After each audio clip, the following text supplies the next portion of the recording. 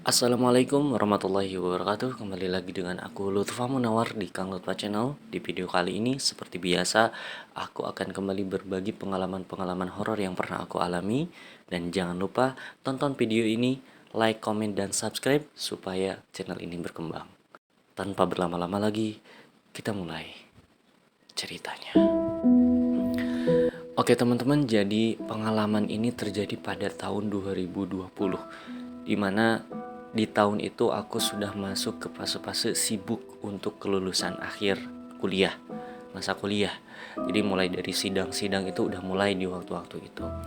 Nah, semua itu terhenti dan dijeda terlebih dahulu karena waktu itu ada COVID masuk ke Indonesia kan, di bulan-bulan awal tahun 2020, Februari Maretan. Nah, dan otomatis kita itu diliburkan, semua perkuliahan dirumahkan dan jadilah online waktu itu. Dan tidak hanya kampus yang diliburkan, tapi asrama, kosan, kemudian asrama-asrama lainnya yang berdekatan dengan kampus itu diliburkan, termasuk asrama yang aku tempati waktu itu. Asrama yang aku tempati ini berjarak 10 menit kalau jalan kaki ya dari kampus ke asrama. Nah, otomatis waktu itu asrama kosong dan kita pulang. Dipulangkan semuanya mau dari luar kota, tetapi ada beberapa mahasiswa yang jaraknya atau rumahnya, kampung halamannya jauh, jadi mereka ada beberapa yang stay di sana, tapi hanya beberapa orang. Nah, ceritanya waktu itu karena kita semester akhir, otomatis harus pulang pergi ke kampus untuk mengurus berkas, bimbingan dan sebagainya kan. Nah, waktu itu aku udah janjian sama teman seangkatan aku untuk pergi ke asrama, untuk balik lagi ke asrama. Dan waktu itu kebetulan akan ada perpisahan angkatan di asrama. Jadi ada perpisahan kayak perpisahan di asrama gitu, angkatan kita karena kita mau lulus gitu kan. Nah, singkat cerita, waktu itu kita balik lagi ke asrama, hanya angkatan kita dan hanya beberapa pengurus waktu itu, pengurus asrama untuk mengurus acara. Nah, acaranya waktu itu udah beres di malam hari acaranya, dan besoknya kita itu udah mau pulang, udah mau packing semuanya. Nah, malam sebelum kepulangan kita kembali ke rumah, atau bahkan di malam-malam itu kita udah packing semuanya. Jadi pertama aku akan menjelaskan posisi kamar aku. Jadi di asrama itu, atau posisi asrama itu ada yang 2 lantai, ada yang 3 lantai. Nah, kebetulan aku itu di 2 lantai, yang ada 2 lantai. Nah, posisinya aku itu di lantai 1 di pojokan paling pojok, dan itu kawasan yang agak sepi dan jarang dilewati karena posisi asrama itu banyak pintu. Posisinya kalau luxnya itu banyak pintu, terus banyak lorong-lorong gitu, dan itu bertingkat sampai 3 lantai teman-teman. Nah, posisi aku itu ada di ujung lantai 1, yang 2 lantai itu kan, paling ujung. Nah, terus di sebelahnya itu kamar teman aku. Nah, waktu itu posisi malam waktu itu kita hanya bertiga di lantai 1. Aku sebut saja si A dan si G. Nah, di paling pojok itu kamar aku sendiri, dan di sebelahnya itu kamar si A dan si G. Di malam itu aku udah packing semuanya, aku udah beres-beres baju, buku-buku semuanya buat besok diangkut ke rumah. Nah, sebelumnya kita malam itu ngobrol-ngobrol malam terakhir sebelum kita pergi ke kampung masing-masing. Nah, aku ngobrol-ngobrol atau main-main dulu lah ke kamar si A dan si G ini. Nah, kebetulan di kamar si A dan si G ini ada TV, teman-teman, ada televisi. Jadi di asrama itu hanya beberapa diperbolehkan untuk ada televisi untuk sekedar hiburan saja. Nah, di malam itu kita ngobrol-ngobrol sama si A sama si G di kamar mereka. Dan gak kerasa waktu itu udah menunjukkan jam 11 kalau gak salah, jam 11. Nah si G ini udah posisi udah tidur. Aku dan si A ini ngobrol. Nah si G ini udah posisi udah tidur, gak tahu itu udah bener-bener terlelap tidur atau cuma merem-merem aja gitu kan. Tapi semakin kesini si G ini tidurnya itu mendengkur. Emang biasanya mendengkur tapi gak mendengkur banget, kayak cuma kedengaran hawar-hawar mendengkur aja gitu. Nah posisinya itu jadi kan posisi kamar itu kamar aku di paling pojok, kemudian di sebelahnya kamar si A dan si G. Nah si G ini posisinya itu mengarah ke tembok, jadi berbalik ke tembok kayak gitu. Nah otomatis membelakangi kita yang lagi ngobrol sama aku sama si A gitu kan.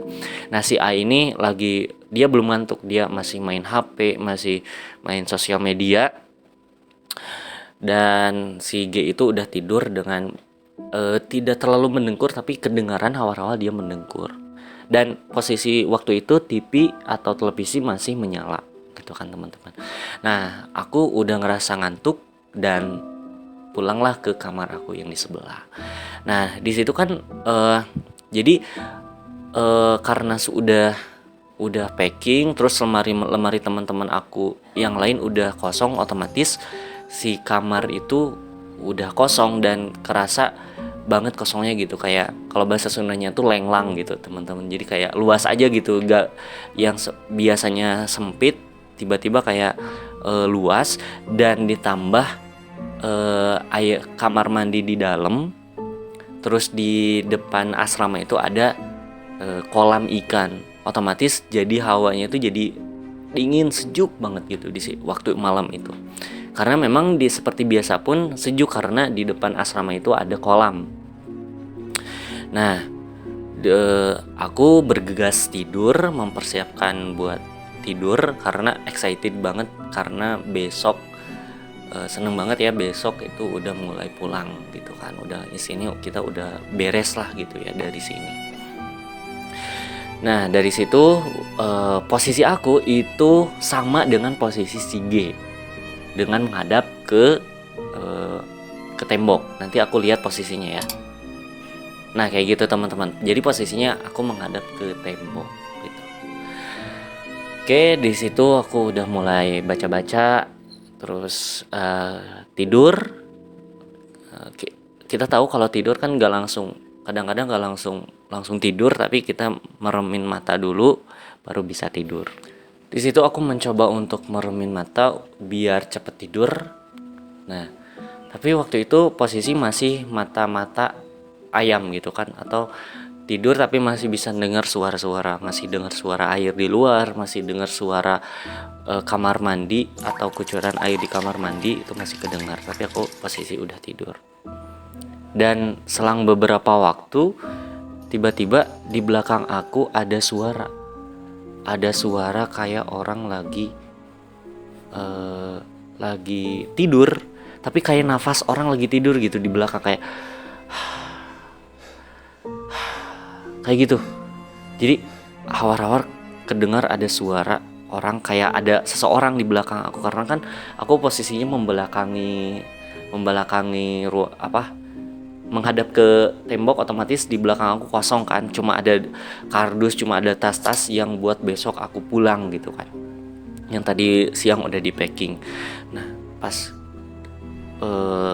aku dengar itu kayak aku cuekin, karena di situ antara sadar gak sadar belum sepenuhnya tidur gitu. Oke, aku diemin. Selang beberapa lama makin keras suara nafasnya tuh.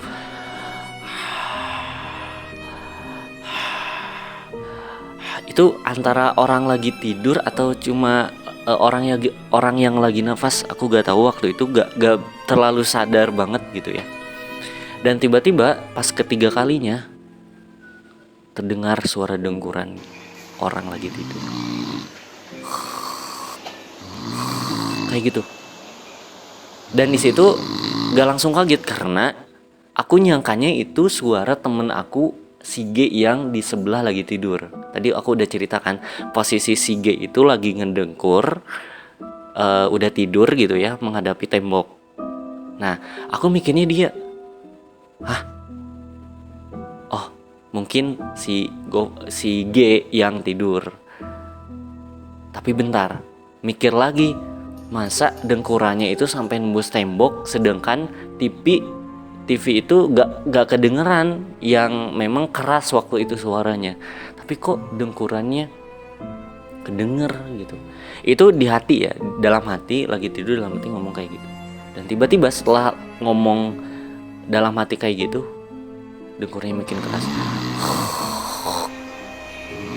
Dan di situ langsung auto keluar, bawa kasur, bawa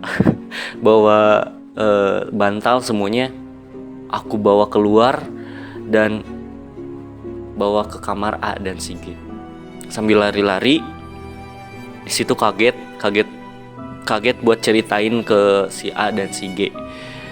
Mana kunaon gitu kan, kamu kenapa, katanya. Dan tahu gak teman-teman, pas dilihat si G itu posisi lagi dan tidur. Di situ makin kaget, dan akhirnya aku diam dulu bentar, dan itu bener-bener kaget karena pas lihat si G itu ternyata bangun, dia tuh posisi gak tidur. Makanya yang tadi kedengar suara dengkuran itu ya gak tahu siapa. Dan di situ bener-bener gak ada siapa-siapa di kamar, cuma aku yang tersisa sendirian. Nah, di situ aku cerita sama si Agan dan si G, gini cerita, dan mereka antara kaget nggak kaget sih. Bahkan mereka ngomongnya ya mana ngelantur gitu kan, kamu ngelantur gitu.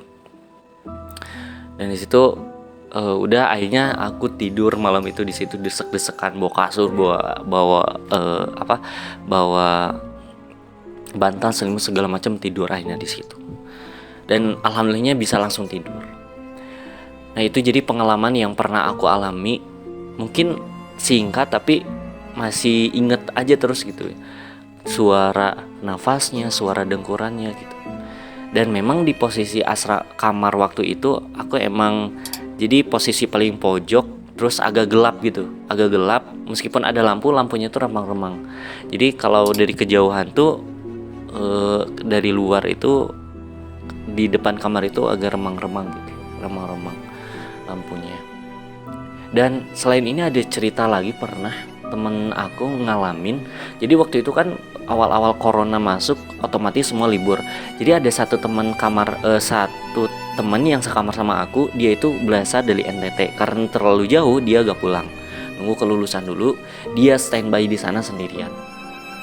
Nah, di malam-malam kita lagi di rumah semuanya, tiba-tiba di grup asrama ngechat dia, teman aku yang dari NTT ini ngechat, "Hey, siapa yang ada di asrama? Siapa yang lagi di asrama?" gitu kan.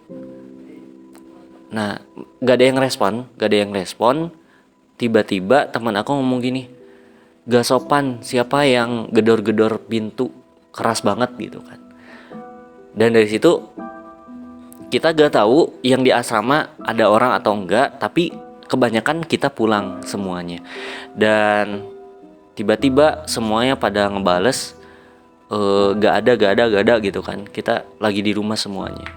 Dan setelah kita ketemu sama temen aku itu yang dari NTT, dia cerita pas udah lagi lagi mau tidur, tiba-tiba pintunya itu dari sebelah bawah ada yang gedor-gedor kayak pakai kaki gitu, dok pakai kaki itu berkali-kali. Nah, karena teman aku kesel, siapa gitu kan, siapa itu gitu kan. Dan itu berkali-kali digedor lagi, dan pas keluar itu gak ada siapa-siapa, bener-bener hening, cuma kedengaran suara air kolam, terus angin malam yang bener-bener waktu itu sangat dingin banget. Entah itu siapa, entah itu memang orang yang jahil, tapi waktu itu memang gak ada orang di asrama waktu itu. Dan kalaupun iya itu iseng banget gitu teman-teman, di waktu liburan semuanya itu gedor-gedor pintu tanpa tujuan. Dan pernah sekali juga di lantai 2 itu kan perempuan ya, kita lantai 1 laki-laki, lantai 1 lantai 2 perempuan. Meskipun ya memang jalannya itu jalan untuk ke atas itu tidak satu jalan tapi beda, sering ada yang kesurupan di lantai 2 itu perempuan yang ya teman aku ada yang sering kesurupan.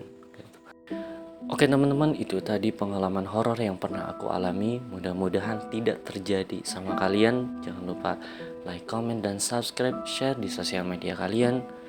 Sampai jumpa di video horor selanjutnya. Assalamualaikum warahmatullahi wabarakatuh.